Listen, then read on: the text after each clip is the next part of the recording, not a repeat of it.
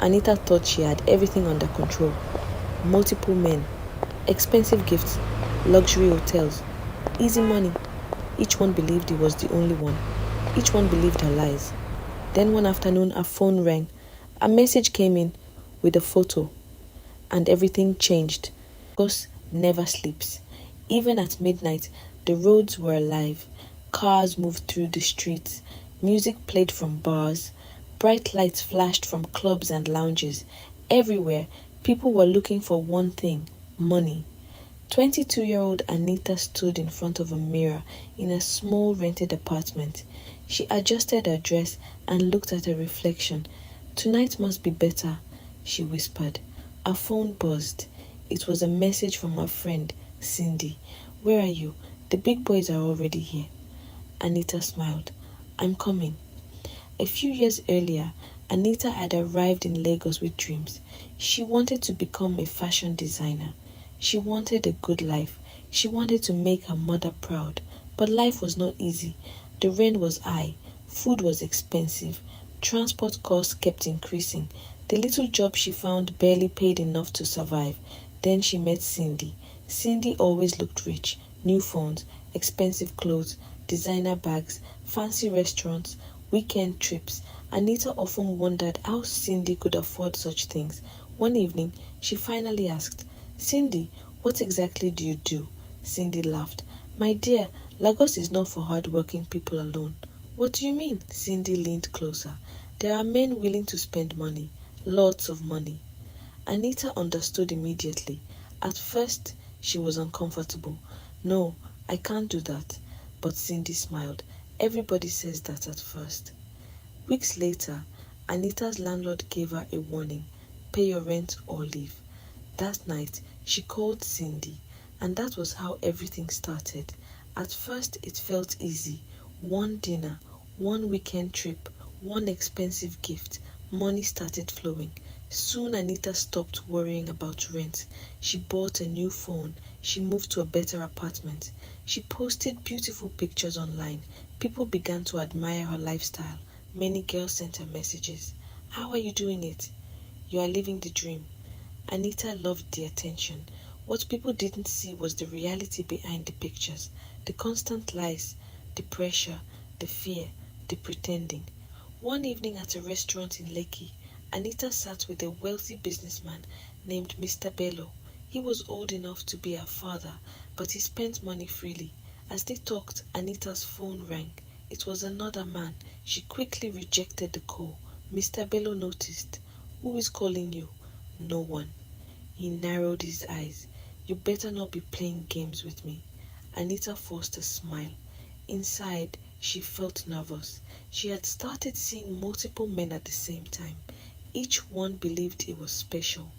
Each one believed he was the only one.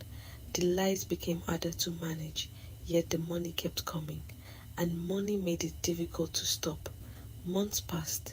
Anita became more confident, maybe too confident. She and Cindy spent weekends at expensive hotels. They laughed at people struggling to survive. Whenever someone advised them, they mocked them.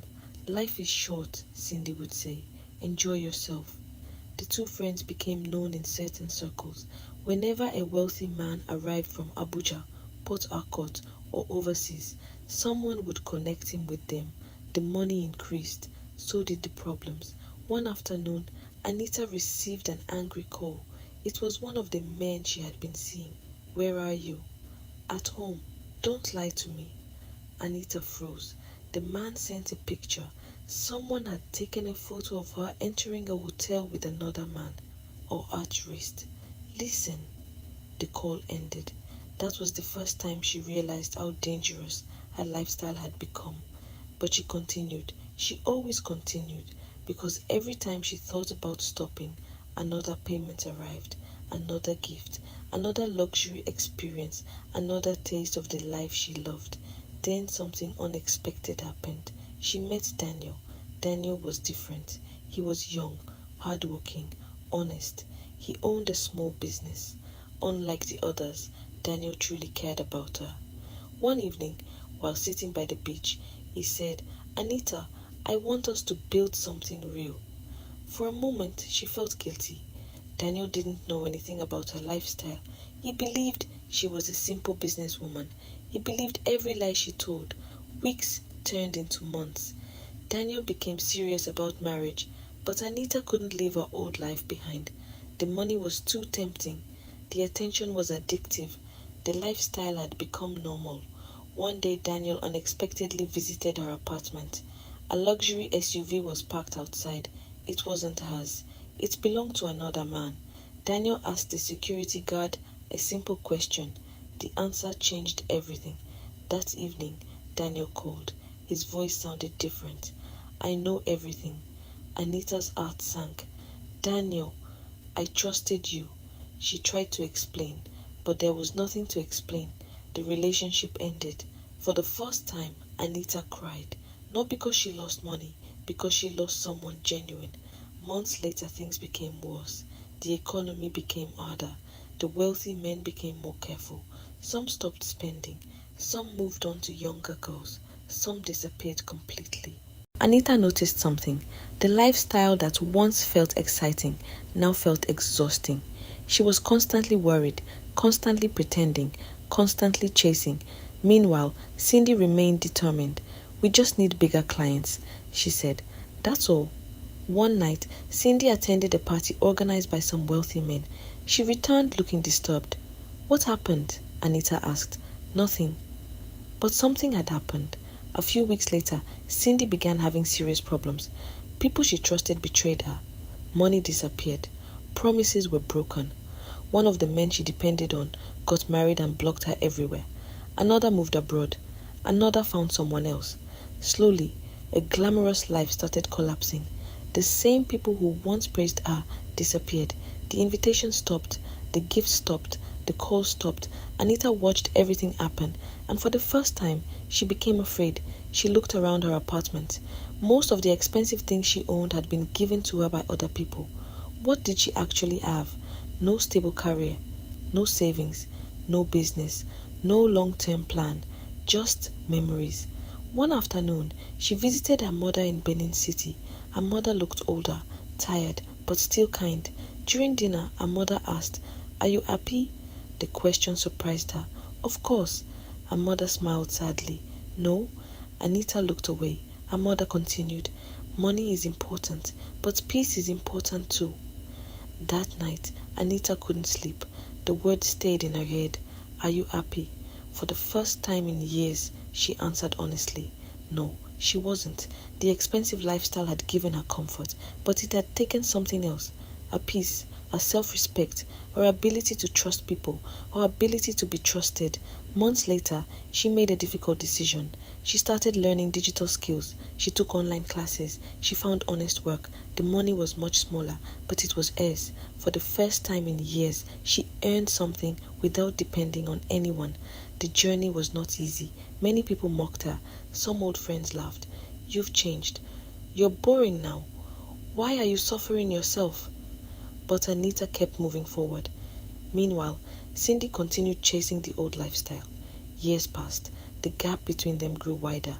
One day, Anita received a call. It was about Cindy. Her life had become difficult. Many of the people she trusted had abandoned her. The glamorous lifestyle she once celebrated had disappeared. She was struggling financially and emotionally.